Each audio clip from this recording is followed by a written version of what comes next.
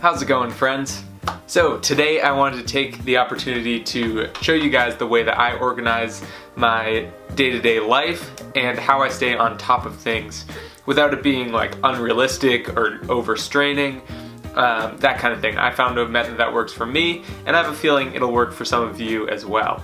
Now there's a particular type of notebook that I like to use for this, but this can be done with any notebook, but I just found that the page layout of my particular notebook works for me and what I need it for. So the way I like to lay out my notebook is I put the date at the top, I write daily log, and then I record some data. Now this data, I don't really do anything with it. I could make a graph or something if I wanted. Collecting this data is a way to help myself feel more accountable. It gives me some valuable insight to what's working and what's not. So the things I record are whether or not I woke up when my alarm went off. The next one is the time that I woke up. That particularly comes in handy when I don't wake up at my alarm. I can see the difference between the time my alarm went off and the time I actually woke up. And lastly, I record the time that I got out of bed, because oftentimes the time that I woke up and the time that I got up are two very different times. This data will look different for you probably. Those are just the stats that I care about. Next, I have a little section for exercise, physical activity. In my apartment, I like to do push-ups, planks,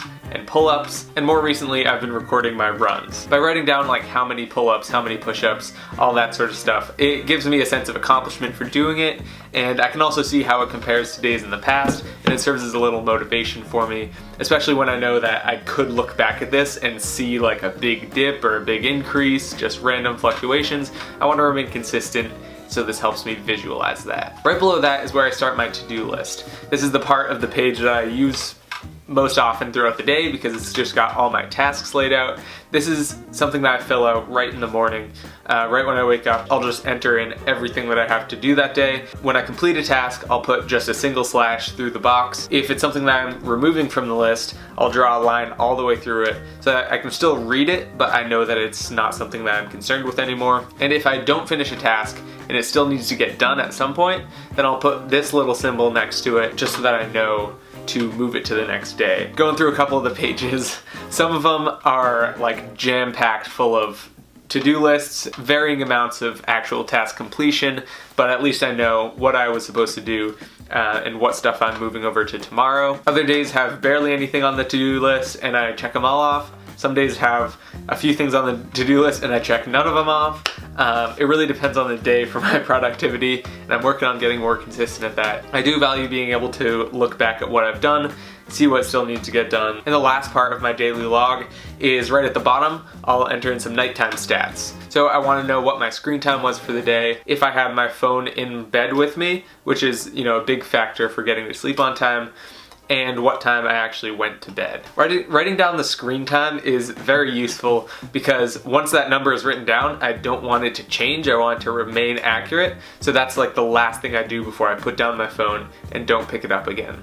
So if there's a night where I really want to, read for a half an hour before bed, I can write down my screen time for the day, and then I'm like, okay, I cannot touch my phone because then that number is not going to be accurate. Writing down whether or not I had my phone in bed with me is also useful because I feel kind of like a wimp if I do write yes. Like if I had a streak of like 2 weeks, no phone in my bed, it feels really good. I can look back at that and be like, look at that.